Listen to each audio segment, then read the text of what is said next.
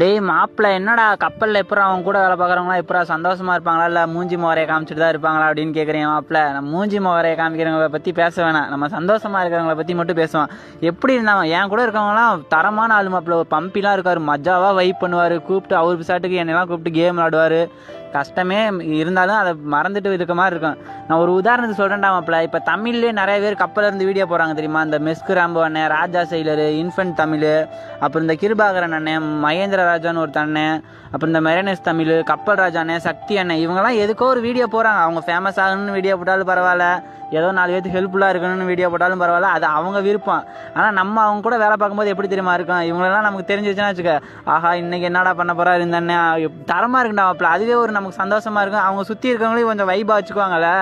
அதுவும் இல்லாமல் இந்த கேப்டன் உமாபதி அண்ணன் இருக்கார்ல, அவர் மாதிரி ஆள் கேப்டன்லாம் கிடச்சிட்டா வச்சுக்க மாப்பிள்ள, 9 மாதம் கான்ட்ராக்ட் 9 நாள் மாதிரி போயிடும். இப்போ